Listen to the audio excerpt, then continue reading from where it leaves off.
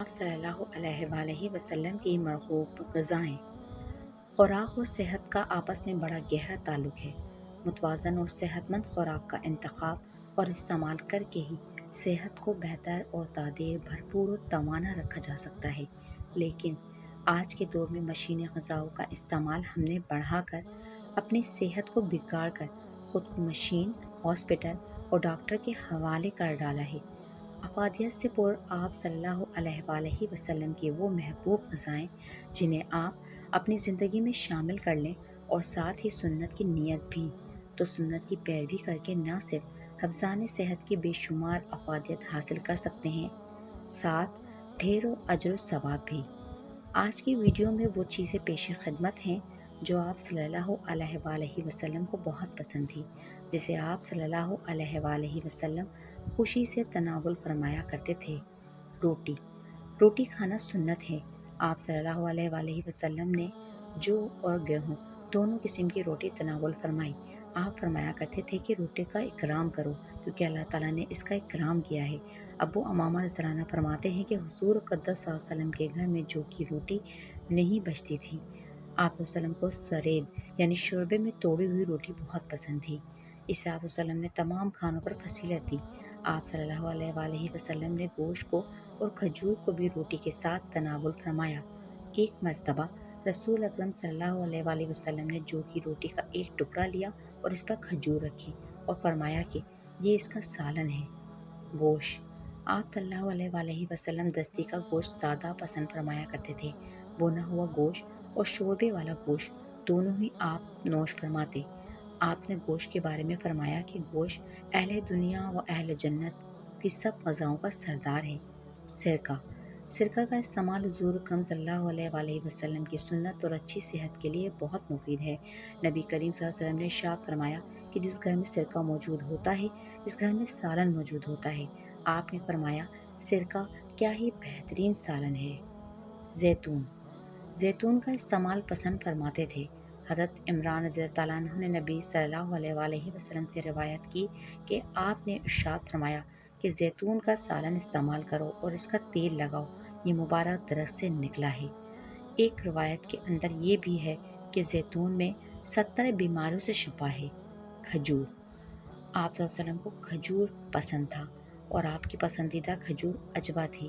کھجور کے ساتھ مکھن کو ملا کر کبھی دودھ میں کھجور ڈال کے بھی آپ صلی اللہ علیہ وسلم نے نوش فرمایا۔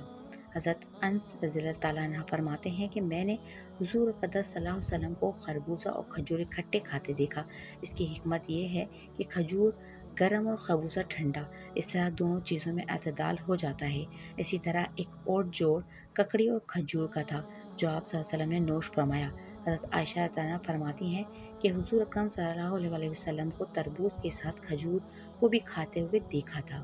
آپ کی پسندیدہ مشروبات حضرت عائشہ فرماتی ہیں کہ نبی کریم صلی اللہ علیہ وآلہ وسلم کو پینے کی دو چیزوں میں ٹھنڈی اور میٹھی چیز زیادہ پسند تھی، شہد کا شربت، دودھ، کھجور کا نبیذ، پنیر، دودھ جو کا ستو اور حریرہ جو دودھ اور آٹے سے بنایا جاتا ہے۔ آپ صلی اللہ علیہ وسلم نے نوش فرمایا ہے۔ آپ صلی اللہ علیہ وسلم کو بہت مرغوب تھا۔ کھانے کے لیے کسی قسم کا اہتمام نہ کرتے، لیکن پینے کے بارے میں آتا ہے کہ نبی کریم صلی اللہ علیہ وسلم کے دربار میں میٹھے پانی کا خاص اہتمام تھا۔ حضرت جابر رضی اللہ عنہ سے روایت ہے کہ آپ صلی اللہ علیہ وسلم کے لیے پرانے مشغزے میں پانی کو ٹھنڈا کیا جاتا۔ دودھ کبھی خالص اور کبھی پانی ملا کر نوش فرماتے۔ پھل اور میوے پھلوں اور میوہ جات میں آپ صلی اللہ علیہ وآلہ وسلم کو انگور، خربوزہ، انار، شہتوت آپ کو محبوب تھے۔ ایک حدیث میں آتا ہے کہ انگور بہترین پھل ہے اور ایک ضعیف حدیث سے ثابت ہے کہ انگور روٹی سے کھانا آپ صلی اللہ علیہ وسلم سے منقول ہے۔ حضرت علی رضی اللہ عنہ کا قول ہے کہ انار کھایا کرو، اس میں معدے کی صفائی ہے۔ انجیر آپ صلی اللہ علیہ وسلم کو پسند تھی۔ آپ نے صحابہ کرام سے فرمایا اگر میں کہتا کہ جنت میں سے کوئی میوہ اتارا گیا ہے تو انجیر کے متعلق کہتا۔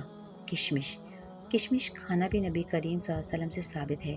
ایک حدیث کے اندر آتا ہے کہ آپ صلی اللہ علیہ وسلم نے کھجور اور کشمش کا نبیذ بھی پیا ہے۔ پسندیدہ کھانے ہریسہ یہ کھجور کا ملیدہ ہوتا ہے جو گھی، پنیر اور کھجور ملا کر پکایا جاتا ہے۔ تشیشہ اور حشیشہ جو آٹے، گوشت اور کھجور ملا کر بنایا جاتا ہے۔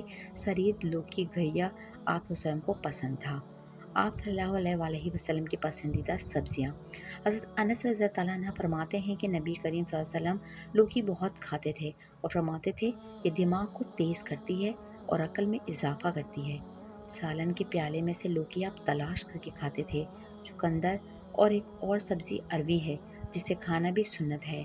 عربی کے بارے میں آپ صلی اللہ علیہ وسلم نے فرمایا زمین کی چربی عربی تو بہت خوب ہے، پیاز کو پکانا اور پکا ہوا پیاز کھانا بھی سنت ہے۔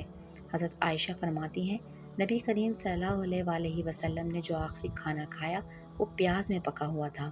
ہمیں چاہیے کہ یہ سادہ لیکن افادیت سے پر آپ صلی اللہ علیہ وسلم کی مرغوب غذائیں جو ہم فراموش کر چکے اپنی روٹین کا حصہ بنا لیں، کیونکہ سائنسی ریسرچ بھی آج ان غذاؤں کی اہمیت اور ان کے استعمال اور حیرت انگیز فوائد کو ثابت کرتی ہے۔